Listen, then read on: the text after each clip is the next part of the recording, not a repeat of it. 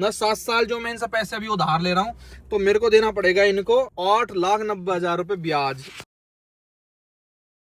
Hello भाइयों, मैं अरुण पवार। अब तो ऐसे ही बैठेंगे भाई साहब राजा बन के, क्योंकि फॉर्च्यूनर लेजेंडर बुक जो करवा दिया है। अब भैया बुक तो करवा दिया, बुक करवाने से कुछ नहीं हो रहा। बुक तो 1 लाख रुपए में कोई भी करवाया है।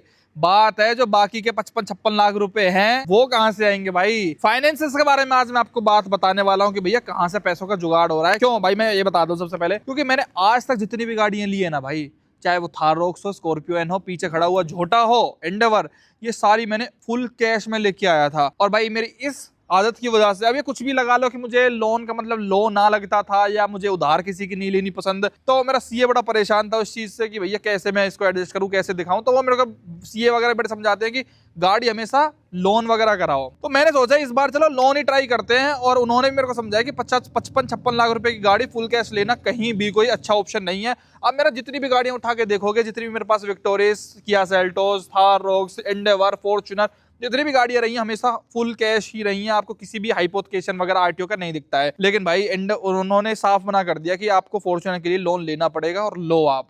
अब भैया देखो, जैसा कि मैं हूं नूब बंदा, मैंने कभी भी लोन वगैरह नहीं लिया है, तो मेरे को प्रोसेस भी नहीं पता कैसे होता है कैसे नहीं होता। तो अगर आप भी मेरी तरह एक ऐसे नूबड़े बंदे हो लोन वगैरह के मामले में, कार लोन कैसे होता है, कहां से करवाएं, कैसे कराएं, आज वही सारी इन्फॉर्मेशन मैं अपना देने वाला हूं आपको कि कैसे कैसे पूरा प्रोसेस होता है। तो एंड तक वीडियो देखना, आपको क्लियर पूरा गेम समझ आ जाएगा लोन का क्या रहता है। तो जब मेरी फॉर्च्यूनर बुकिंग हो गई ना, तो भाई सबसे पहले मेरे से सेल्समैन ने पूछा गाड़ी फाइनेंस रहेगी कैश रहेगी। मैंने कहा ऑब्वियसली भाई फाइनेंस रहेगी, क्योंकि इतना पैसा मेरे को भी एकदम से ऐसे इन्वेस्ट कर देना अच्छा नहीं लगता है। इससे अच्छा तो मैं 50 लाख रुपए कहीं प्रॉपर्टी में डाल दूंगा ना, तो भाई वो दुगनी हो जाएगी 2-3 साल में, जबकि गाड़ी का क्या है, वो तो डेप्रिशिएटिंग एसेट ही है। दूसरी मैंने पास्ट में गलती ऐसी बहुत करी, थार 3 डोर लेते टाइम हो, थार 5 डोर लेते हुए, कि मेरे को जमीन मिल रही है लेकिन मेरे को जितनी की भाई मैं था वो लेके आऊंगा गाड़ी फुल कैश, मेरे को ईएमआई का झंझट नहीं पसंद। वो मेरे को काफी नुकसानदायक भी रहा है। मैं अपना फार्म का एग्जांपल दे दूं भाई, ये उस टाइम मेरे को पूरा मिल रहा था कंप्लीट। उस टाइम मैंने क्या करा, थार 3 डोर ले आया मैं 18 लाख की कैश, जबकि इस सेम प्राइस में मेरे को एक्स्ट्रा प्लॉट मिल रही थी। लेकिन आज थार मैंने बेच भी दी, सब काम उसका खत्म हो गया है, लेकिन भाई गाड़ी की कीमत टूट गई, और इसकी प्रॉपर्टी की कीमत कम से कम भी ये 7200 रुपए गज उस टाइम मिल रही थी, 7200, और आज इसकी कीमत 30,000 रुपए गज हो गई है। तो मतलब मेरा कहने का मतलब है कि उस पैसे को मैं कहीं और इन्वेस्ट करूंगा जो कहीं ना कहीं मेरे को अच्छे बेटर रिटर्न्स देंगे। तो ये चीज मेरे को समझ आ गई है। तो इस गाड़ी के लिए मेरे को भाई फाइनेंस ही कराना है। तो मेरे से शोरूम वाले ने पूछा कि भैया कैसे लेनी है गाड़ी, फाइनेंस या कैश। मैंने कहा फाइनेंस। तो देखो वो भी लोन अपना कराते हैं, वो बंदे भी लोन कराते हैं, उसमें उनका कमीशन होता है, आपको कुछ नहीं देना, लेकिन आप बैंक आपसे ले लेगा इनडायरेक्टली प्रोसेसिंग चार्जेस वगैरह उसके थ्रू, क्योंकि मोस्टली शोरूम वाले आपका जो लोन वोन कराते हैं ना, मोस्टली मैं कह रहा हूँ वो कराते हैं प्राइवेट बैंक से। उस पे भी आएंगे हम, बैंक्स वगैरह किस तरीके से होते हैं। लोन मेरे को पहले बहुत डर सा लगता था यार, मेरा लोन होगा नहीं होगा, जबकि मेरा सिबिल स्कोर 800 प्लस है। मेरा क्रेडिट कार्ड वगैरह मैं काफी दिनों से यूज कर रहा हूँ। अगर आपके पास भी क्रेडिट कार्ड है तो आपका सिबिल स्कोर बनता रहता है, अगर टाइमली आप पे करते हो या आपके पास कोई और लोन है तो आपका वो बनता रहता है। तो मेरा काफी अच्छा था, मैं आईटीआर वगैरह सब प्रॉपर भरता हूँ। तब भी मेरे को डर था कि यार पता नहीं अप्रूवल होगा नहीं होगा यार इतनी महंगी गाड़ी के लिए। लेकिन भाई मैं एट द एंड आपको बताना चाहूंगा सब कुछ बहुत इजी प्रोसेस है ये। तो सबसे पहले किसी भी नूब बंदे की तरह भाई मेरे को ये था कि शोरूम वालों से कि तुम ही करा दो भाई, मेरे को झंझटों में नहीं पड़ना। तो भाई उन्होंने कहा ठीक है, आईसीआईसीआई बैंक है, उनसे मैं आपका अप्लाई करा देता हूँ। तो उन्होंने मेरे से मेरे डॉक्यूमेंट्स मंगवाए, डॉक्यूमेंटेशन आधार कार्ड, पैन कार्ड, अपना 6 महीने की बैंक स्टेटमेंट मांग लेते हैं बैंक वाले कई बार, 2 साल की आईटीआर आपको चाहिए ही चाहिए भाई साहब, अगर आप अच्छे इंटरेस्ट पे और अच्छे तरीके से लोन लेना चाहते हो। तो मैंने दे दिए भाई। अब भाई जो प्राइवेट बैंक वाले होते हैं ना, ये खूब तहकीकात करते हैं, क्या करते हो, कहां से पैसा आता है, और कोई गाड़ी भी आपके नाम है क्या है। मतलब आईसीआईसीआई बैंक वालों ने 2-3 दिन का टाइम लिया, वेरिफिकेशन वगैरह सब कुछ होती है। इसी दौरान भाई मेरे को ये था यार पता नहीं होगा, अप्रूवल नहीं हुआ तो फिर कैसे बात बनेगी कैसे नहीं बनेगी। तो मैंने आईसीआईसीआई में अपने पेपर दे दिए भाई शोरूम के थ्रू। लेकिन फिर जब मैंने और ज्यादा इसमें रिसर्च करी तो पता चला इसके अंदर भाई काफी चीजें हैं, जैसे प्राइवेट बैंक्स होते हैं, पब्लिक सेक्टर बैंक्स होते हैं, एनबीएफसी भी होती हैं। तीनों में मैं आपको डिफरेंस समझाता हूं।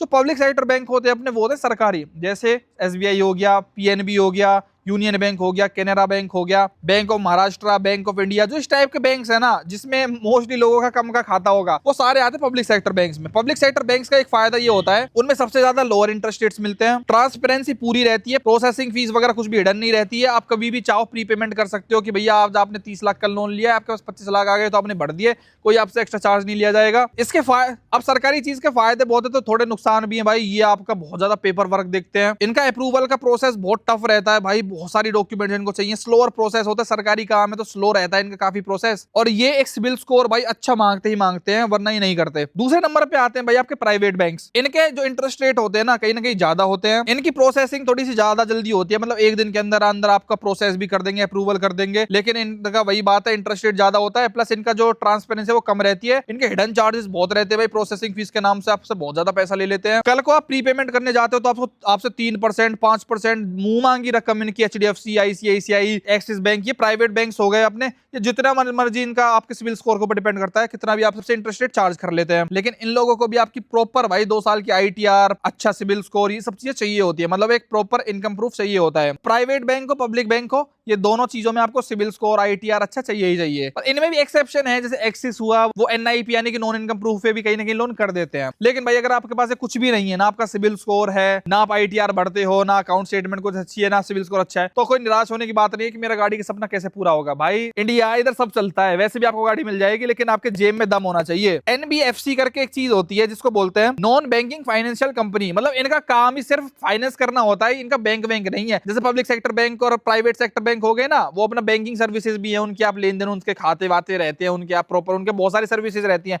लेकिन ये जो होती है NBFC, ये केवल लोन ही करती है भाई, किसी भी टाइप का इनसे लोन करवा लो। अब जो NBFC होती है ना, उनको कुछ भी आपके डॉक्यूमेंटेशन वगैरह ज्यादा से मतलब होता ही नहीं है। इसके अंदर आते हैं, जैसे हो गया भाई आपका श्रीराम फाइनेंस, महिंद्रा फाइनेंस, चोलामंडलम हो गया, टोयोटा फाइनेंशियल सर्विसेज हो गया, मतलब बहुत सारे हैं इसमें, नकली नाम आपने बहुत सुने होंगे, छोटे मोटे आपको बहुत मिल जाएंगे।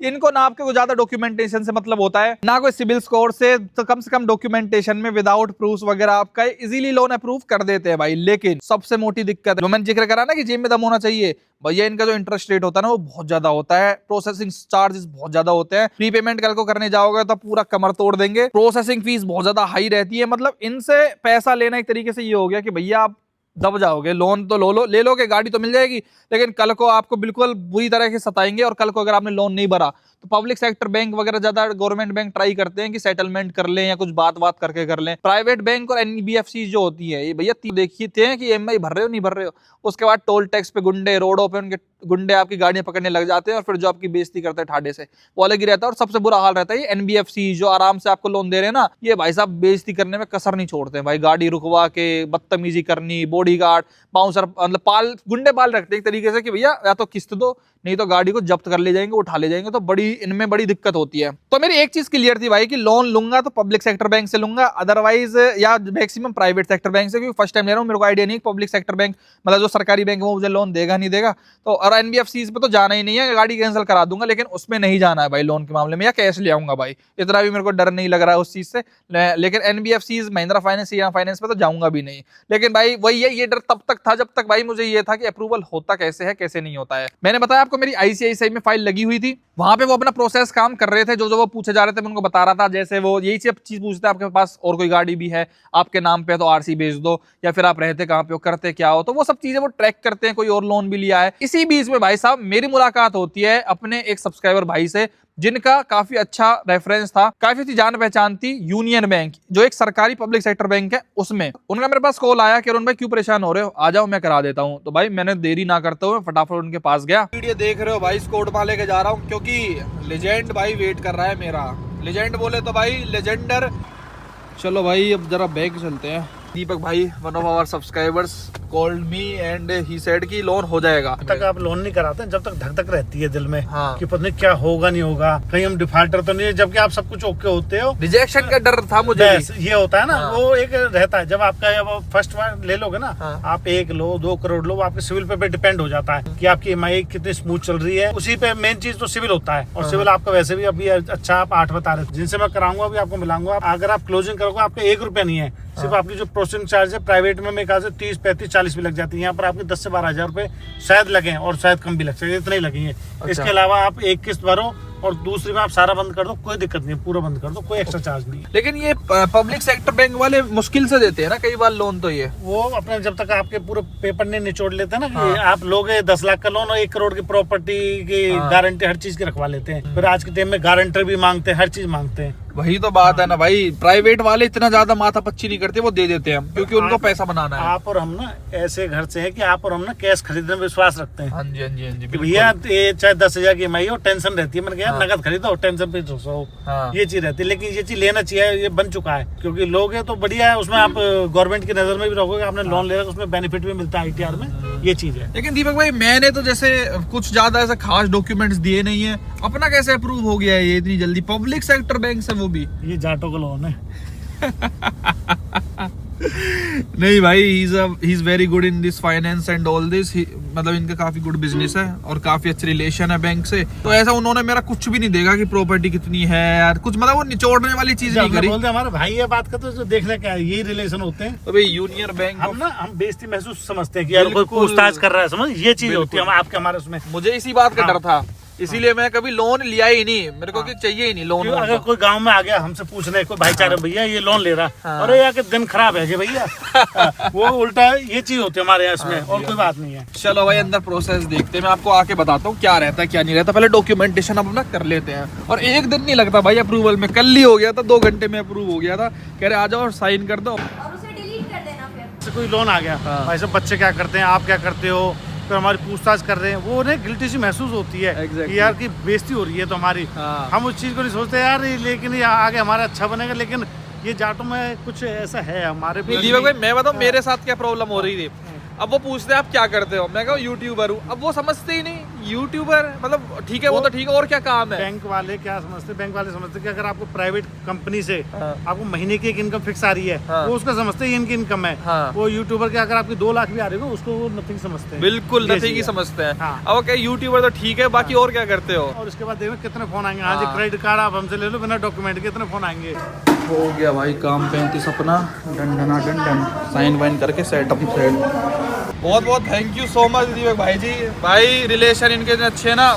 जाके 2 मिनट नहीं लगे, साइन किए जस्ट हमने, and we are good to go. इन्होंने कहा कल आपका जिस भी डीलरशिप पे बोलो पेमेंट पहुंच जाएगी। कैसे किया भाई जादू, पब्लिक सेक्टर बैंक से। तो मतलब लोन के पेपर आप सुबह देते हो, शाम तक आपको डिसीजन मिल जाता है। कार लोन इजी है कराना, कार होम लोन कुछ करा लो सब इजी है, आराम से पैसा मिल जाता है। अच्छा टेन्योर वगैरह EMI इंटरेस्ट इसके तो आपके ऊपर है, नहीं कोई वो आपके ऊपर है कि आपको 7 साल करानी है, 3 साल करानी है। मैं कह रहा हूँ 7 भी करा लो, आपको ये बोल दिया कि आप एक EMI के बाद भी बंद करना चाहो कर लो, वो आपके ऊपर है। आप 3 कराओ 7 कराओ, ठीक है। और रेट ऑफ इंटरेस्ट 7 पॉइंट कुछ है ना, 7 पॉइंट कुछ है, वो सबसे कम है इनका रेट ऑफ इंटरेस्ट। यूनियन का सबसे कम है। अभी पूछवा देता हूँ, हमने वो पूछना ही भूल गए भाई। मैं अभी गाड़ी को ये इतना वो लगा पड़ा हूँ ना, बस जुनून था ना, जुनून।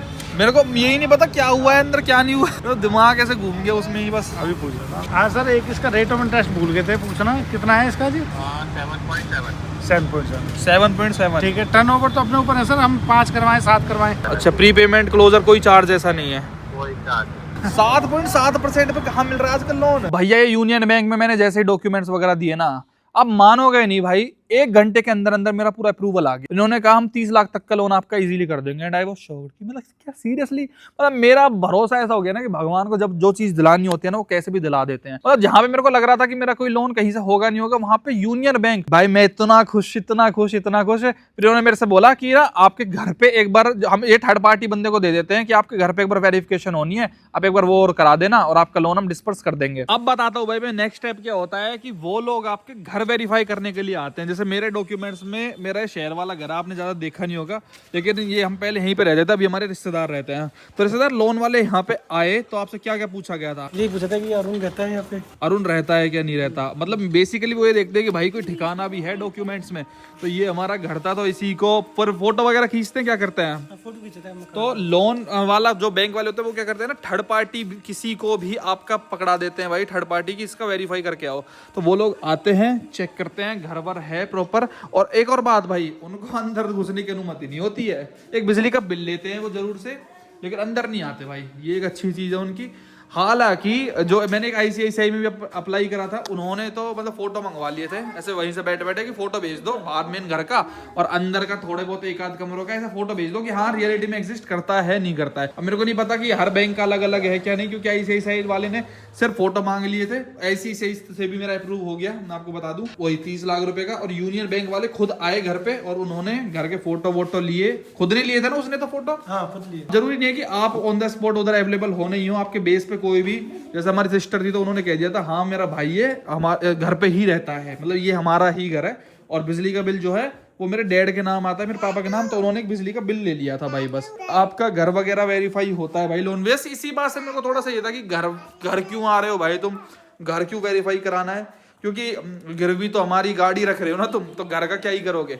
पर ठीक है, वो प्रोसेस मुझे लग रहा था लेंदी होगा, लेकिन वो आते हैं, फोटो खींचते हैं, तुरंत अप्रूव कर देते हैं, आगे भेज देते हैं फाइल बना के कि हाँ बंदा वो है। मेरे को लग रहा था भाई कि ये कोई थोड़ी टॉक्सिक वो रहती होगी, लेकिन नहीं भाई, टॉक्सिक नहीं रहती। सिंपली वो जस्ट ऐसे वो दिखा देते हैं कि ओके, और तुरंत बैंक में भी आपका अप्रूवल आ जाए, तुरंत ओके। मतलब अब सेम डे भाई ये वेरिफिकेशन वगैरह भी डन हो गई, उन्होंने बोल दिया सब कुछ आपका अप्रूव्ड हो गया है। सैंक्शन लेटर एक चीज होती है जो आप अपनी स्क्रीन पर देख रहे हो, इसमें प्रॉपर हर चीज लिखी होती है कि 30 लाख का लोन हमने अप्रूव कर दिया है, इस वेरिएंट के लिए कर दिया है, इतनी किस्त है, इतना सब कुछ, इतने लो आप इंटरेस्ट रेट भी देख रहे हो कि 7.7% पे, बस सब चीज आ जाती है। सैंक्शन लेटर आपको डीलर को देना होता है, और जैसे ही आप सैंक्शन लेटर दे दोगे तो उसके अगले दिन चाहो आप कभी भी चाहो, सैंक्शन लेटर का मतलब होता है कि ये पैसे तो हम कंफर्म है, फिर बैक ऑफ नहीं कर सकता शायद से बैंक। लेकिन इसी बीच भाई आईसीआईसीआई का भी मैं फॉलोअप ले रहा था, मैंने उनसे नहीं कहा था कि तुम कैंसिल कर दो, क्योंकि मुझे पता था मेरा यूनियन से तो अप्रूव्ड है, लेकिन मैंने आईसीआईसीआई वाले भी बैक एंड के लिए रख रखे थे कि मैं देखूं तो सही इनका क्या सिस्टम रहता है। पूछते गए, उन्होंने 3-4 दिन का टाइम लिया। मैं सोच रहा हूँ यूनियन बैंक ने 1 घंटे के अंदर अप्रूवल कर दिया, और आईसीआईसीआई 3-4 दिन तक क्वेश्चन पे क्वेश्चन करते रहे, पापा क्या करते हैं, आपके पास जमीन कितनी है, कहाँ पे रहते हो, फार्म हाउस कितना बड़ा है, मतलब कुछ भी क्वेश्चन कुछ भी पूछे जा रहे, लेकिन उन्होंने भी मना नहीं किया था। 3-4 दिन बाद उनका भी आता है कि हमारा भी अप्रूव हो गया। मैंने पूछा अच्छा चलो तुम्हारा रेट ऑफ इंटरेस्ट क्या है, तो जहां पे मेरे को यूनियन बैंक 7.7% पे दे रहा था फ्लोटिंग पे, वहां पे मेरे को दे रहा था भाई वो फिक्स्ड 8.35% पे। सोचो भाई फर्क तो कितना है इंटरेस्ट रेट पे। प्राइवेट में 8.35 with a very good civil score I think, और विद गुड आईटीआर। ये फर्क होता है पब्लिक और प्राइवेट में, मेरे को तुरंत पता चल गया। दूसरी जो सबसे ज्यादा मेरे लिए महत्वपूर्ण थी वो थी प्रीपेमेंट, क्योंकि कल को भाई मैं जैसे मैंने 7 साल का लोन करवाया यूनियन से, मैं 7 साल तो रखूंगा नहीं, मेरे ख्याल से मैं 1 साल भी नहीं रखूंगा। मेरा ये है प्लान है कि 6 महीने के अंदर अंदर लोन क्लोज करा दूंगा अपना 30 लाख का। तो मैंने उससे पूछा आईसीआईसीआई वाले से, तो उसका कहना था कि भाई 3% प्रीपेमेंट चार्ज लगेंगे। अब 30 लाख पे 3% सोच के देखो कितना ज्यादा चार्ज है भाई। मतलब मैं पहले पैसे चुका रहा हूँ अपने, वो भी मैं दूं, प्लस मैं उसमें जीएसटी भी दूं प्रीपेमेंट क्लोजर चार्जेस पे। मतलब सोचो भाई कल को अपना आपको क्लोज कराना है तो वो भी आप नहीं करा सकते। इसलिए भाई मैंने आईसीआईसीआई वालों से बोला भैया तुम रहने दो, मेरा यूनियन बैंक से डन है, अप्रूव्ड है। भैया मैं नेक्स्ट डे फिर जाता हूँ किट साइन करने के लिए। इन्होंने मेरे से बोला था कि कुछ किट साइन होने हैं और 2-4 मिनट का खेल है, तो आप आ जाओ और साइन कर लो। तो मैं भाई चला गया। भाई अब नेक्स्ट स्टेप होता है अपना किट साइन करने का। देखो वहां पे वेरिफिकेशन हो गया घर वगैरह का, ठीक है इनका डन है, इन्होंने इंटरनल चेक कर लिया, ओके डन है। अब लोन डिसबर्स करने से पहले, टोयोटा में देने से पहले 30 लाख रुपए ये पहले किट साइन कराते हैं कि भाई आज 13 तारीख से हम स्टार्ट कर रहे हैं, तो अगली 13 की ही आपकी किस्त बंधेगी। तो अभी एक बार पहले किट विट देखता हूँ, क्योंकि भाई मैं ये सब चीजें ना पहली बार कर रहा हूँ, तो मुझे नहीं पता वो किट क्या होती है, कैसी होती है, व्हाट इज दैट प्रोसेस। तो अभी भीतर चल के आपको मैं दिखाता हूँ। बैंक क्लोज होने वाला है, जस्ट अपना इंतजार हो रहा है, लेट्स गो। तो दीपक भाई भी आ चुके हैं भाई। आज लगभग 3-4 दिन बाद हम आगे का प्रोसेस कर रहे हैं, क्योंकि होल्ड पे डाल दिया था हमने 3-4 दिन के लिए। तो वो मतलब लोन अप्रूव पहले ही हो गया, डिसबर्स कब करवाना है वो आपकी इच्छा है, कौन से डीलर को कराना है वो आप बाद में डीलर भी चेंज करा सकते हो। सुनाओ भाई जी कैसे हो? बढ़िया जी। आओ जी किट विट साइन करते हैं। लो भैया हमने डॉक्यूमेंट्स वगैरह सब कुछ ले ला के फांस कट गई है फटाफट से। बहुत इजी प्रोसेस है, कुछ नहीं है भाई। चलो भाई मैं अपना आरटीजीएस वगैरह करवा के आ चुका हूँ। अब दिखाता हूँ मैं आपको क्या सिस्टम है भाई। सबसे पहले तो ये आप देख लो, ये होता है सैंक्शन लेटर इस तरीके का जो मैं आपको दिखा रहा था ना। तो ये मेरे को हार्ड कॉपी भी दे दिया मिस्टर अरुण पवार, और 30 लाख रुपए का for Legender 4x4 80 diesel neo drive. ये जो पेमेंट का टेन्योर है वो 7 साल ही माना है इन्होंने। मतलब कंप्यूटर कह रहे थे अपने आप उठाता, वरना मैं तो 3 साल का करा था, पर इन्होंने 7 साल का कर दिया। और अच्छी चीज इसके अंदर ये प्रोसेसिंग फीस नहीं है। फिर दूसरी चीज मैंने भी 7 साल का इसलिए करा लिया कि कल को अगर मैं प्री पेमेंट करने आऊंगा इस बैंक में दोबारा से, वो तो फोरक्लोजर चार्जेस के नाम पे 0 है भाई। प्लस उन बैंकों का प्रोसेसिंग चार्ज ही इतना ज्यादा होता है, जिस भाई ने लिया होगा उनको पता होगा। यहाँ पे सिर्फ 1000 रुपए। और भाई मेरे से ना इतने पेपर साइन कराए, मतलब ये लगा लो 10 मिनट तक मैं नॉन स्टॉप साइन ही करता रहा। इतने तो जब नई गाड़ी लेते हैं ना टोयोटा वोयोटा में, जब भी इतने साइन नहीं करने पड़ते जितने लोन के लिए करने पड़ते हैं। एक इंटरेस्टिंग चीज और, ये लोग फॉर्म 29 और जो ओनरशिप वगैरह ट्रांसफर कराने के पेपर्स पे भी साइन करवाते हैं एडवांस में। फॉर्म 29 वगैरह होता है कि कल को अगर आप जब ट्रांसफर करते हो ना अपने व्हीकल को, तो उसके लिए साइन वाइन करने पड़ते हैं। एडवांस में क्यों कराते हैं? कल को मैं पे नहीं करता हूँ इनको अपना ईएमआई वगैरह। इन बैंकों का क्या फायदा नहीं, गुंडे वुंडे नहीं छोड़, जैसे ICICI, HDFC, Mahindra finance, Shriram, ये क्या गुंडे पाले रखते हैं। कल आपने अगर आपकी ईएमआई बाउंस हो जाती 3 महीना में किस्त नहीं भरी, तो आपकी गाड़ी को टोल पे रोक लेंगे गुंडे, 20 रोड पे आपको परेशान करेंगे। लेकिन ये बैंक शरीफ होते हैं, ये लोग सिंपली आपके व्हीकल को अपने नाम ट्रांसफर करा लेंगे, क्योंकि इन्होंने पहले ही आपसे सारे डॉक्यूमेंट वो साइन करा रखे हैं जो किसी भी व्हीकल को ट्रांसफर करवाने के लिए जरूरी होते हैं। वो तभी करेंगे भाई उसके काम को जब आप किस्त नहीं भरोगे। किस्त भरते हो तो क्यों ही करेंगे भाई, फिर तो आप पूरी किस्त करके हाइपोथिकेशन हटवा लोगे तो फिर तो इनका भी मैटर खत्म सिस्टम है, लेकिन डॉक्यूमेंट्स पहले ही साइन हो जाते हैं, ट्रांसफर अपने आप करवा लेंगे, उसमें मेरी जरूरत भी नहीं है। आरटीओ में सबमिट करेंगे उन डॉक्यूमेंट्स को और दिखा देंगे, इन्होंने तो पहले ही वही साइन कर रखे फॉर्म 29 वगैरह पे। ये इन्होंने मेरे को पूरा ताम झाम दिया जिसके अंदर फ्लोटिंग है, पर ये एक फिक्स्ड रेट होता है, एक फ्लोटिंग होता है। ये अप मतलब ऊपर नीचे होता रहेगा, मेरे ख्याल से यही होता है फ्लोटिंग का मतलब। जो प्राइवेट वाले देते हैं वो फिक्स देते हैं, प्राइवेट वालों से पूछो तो वो बताते हैं फ्लोटिंग बेकार है, ये कहते हैं फ्लोटिंग अच्छा है, पता नहीं भाई। और इसके अंदर बहुत सारी चीजें हैं। एक इंटरेस्टिंग चीज और ये और देखने वाली है, 7.7% के हिसाब से ना 7 साल में 30 लाख का मेरे को 8,90,000 रुपए इंटरेस्ट लगेगा ना। 7 साल जो मैं इनसे पैसे अभी उधार ले रहा हूँ तो मेरे को देना पड़ेगा इनको 8,90,000 रुपए ब्याज। तो ये रकम सोचो तो बहुत लंबी होती है, लेकिन टाइम पीरियड भी देखो 7 साल है। ये कब जाके क्लोज होगा? 2026 में लिया है मैंने लोन, 2035 में होगा ना, नहीं 2033 में होगा, 34-33 में। मतलब मेरे कितने बच्चे हो चुके होंगे उस टाइम तक। 7 साल किसने देखे यार, क्या से क्या हो जाए भाई। 7 साल की कोई गारंटी नहीं है। लोन ये बैंक वगैरह कैसे भरोसा कर लेते हैं 7 साल में भाई, दुनिया खत्म हो जाए। 26 में भी होने वाली थी, तो इनकी झाती होती है भाई जो कर लेते हैं। और उस 7 साल के मेरे से 9 लाख रुपए ऑलमोस्ट लिए जाएंगे। बाकी तो आप सारी डिटेल यहाँ से पढ़ सकते हो। देखो टोटल अमाउंट मेरे को 30 लाख के बदले इनको 38,90,000 रुपए देने पड़ेंगे। अब देखो इंटरेस्टिंग चीज में जो मैं आपको दिखाना चाहता था, जितने भी ये बैंक्स वगैरह होते हैं ना बहुत तेज होते हैं भाई। ये यहाँ पे पूरी आपको टेबल देते हैं कि भैया किस महीने आपको इंस्टॉलमेंट जो मेरे 84 है, मतलब 7 साल की है हर महीने की, तो 12 × 7 करोगे तो 84 आता है। तो हर महीने की किस्त सबसे पहली मेरी किस्त कटेगी। आज 13 तारीख को मैंने लोन लिया है, ये 13 जनवरी 2026 को, तो 13 फरवरी 2026 की पहली किस्त कटेगी। तो उसमें जो सबसे पहली 46,000 में से जो मेरा प्रिंसिपल है वो तो 27,000 रुपए, इंटरेस्ट है 19,000 रुपए। तो एक चीज आप अगर ध्यान से देखोगे तो ना हर महीने जो इंटरेस्ट है वो भाई इनका सबसे ज्यादा है। जो इंटरेस्ट है ना वो धीरे धीरे कम होता जा रहा है, प्रिंसिपल अमाउंट बढ़ता जा रहा है। कहने का मतलब ये है कि ये जो इंटरेस्ट रेट ना आपसे सबसे पहले ले लेते हैं। यहाँ पे आप पूरी अगर ये देखोगे तो इन्होंने पूरा एक महीने का क्या है क्या सिस्टम है वो सब कुछ देते हैं, ट्रांसपेरेंट रहता है पूरा सिस्टम बैंकिंग का। एंड में जो इंटरेस्ट है ना एंड की किस्त में वो सिर्फ 295 है और जो प्रिंसिपल अमाउंट है वो 46,000 रुपए है। तो बैंक सबसे पहले ईएमआई के तौर पे आपसे लेता है भाई साहब इंटरेस्ट, अपना ब्याज सबसे पहले लेगा। ऑलमोस्ट देखो 60-40 की रेशियो है, 60% प्रिंसिपल ले रहा है, 40% इंटरेस्ट ले रहा है। तो ऐसे ऐसे घटता जा रहा है, ये थोड़ा बढ़ता जा रहा है। तो बैंक पहले अपना इंटरेस्ट रेट सिक्योर करता है, अपना ब्याज सिक्योर करता है किस्तों के थ्रू। बाद में कुछ भी नहीं लेते ये भाई, कि कोई भाई सोचे कि मैं 2 या 3 साल बाद क्लोज करा दूंगा। इंटरेस्ट जो मोटा मोटा वो पहले ही ले चुके हैं, तो दे आर वेरी चतुर। पहले के दिन आपसे 27,000 रुपए का ही आपसे ब्याज ले रहे हैं। और चलो ये तो भाई सरकारी बैंक है कि इंटरेस्ट ले रहा है, चलो पहले प्री पेमेंट के टाइम पे भी सोचो। जो प्राइवेट वाले हैं वो ये हरकत तो करते ही है कि इंटरेस्ट पहले ले लिया है, और साथ में भाई साहब जो बचा कुचा है उसके ऊपर प्री पेमेंट क्लोजर चार्ज भी लेते हैं 3%, 4%। और जो ये Mahindra finance, Shriram types bank हैं जो ऐसे ही विदाउट एनआईपी यानी कि नॉन इनकम प्रूफ के पे ही दे देते हैं, जैसे एक्सिस भी दे देता है। तो बंदा 4 क्लोजर पे तो भाई साहब लॉस में, क्योंकि इंटरेस्ट वो ऑलरेडी पहले भी दे चुका है, फिर प्री पेमेंट के चार्जेस भी दो, अलग से पेनल्टी भी दो। ये लोन तो किसी ने सही कहा है, लोना है, LOAN है ना ये, इसको सही तरीके से देखो तो लोना। लेकिन भाई हमारी फॉर्च्यूनर है तो उसके लिए तो देखो लेना पड़ता है, नहीं तो मामला थोड़ा सा गड़बड़ हो जाता है। क्योंकि अपफ्रंट आप 56 लाख रुपए दोगे, बहुत हैवी सा लगता है भाई। अकाउंट में सोचो 7 लाख रुपए, उनमें से एकदम से 56 लाख माइनस हो जाए तो थोड़ा दुख होता है। अब मेरे 25-26 जाएंगे तो मेरे को थोड़ा ठीक लगेगा, धीरे धीरे करते रहेंगे, वो अलग बात है, गाड़ी के मजा ले रहे हैं। तो भाई मैं बैंक में गया और अपना भाई मैंने RTGS करा दिया, 5 मिनट में किट साइन करे, इतने पेपर थे।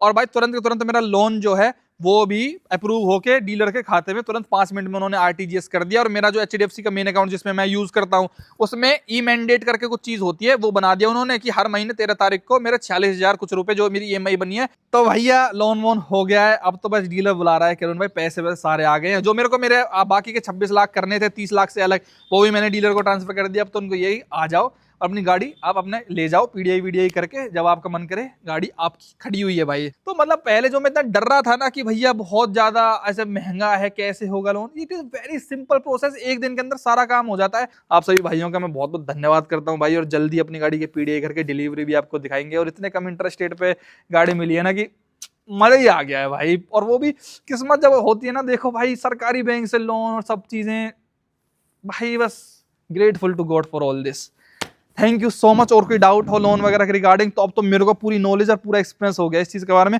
मुझे भी लेना था भाई ये लोन वोन का एक्सपीरियंस कैसा रहता है, नहीं रहता है।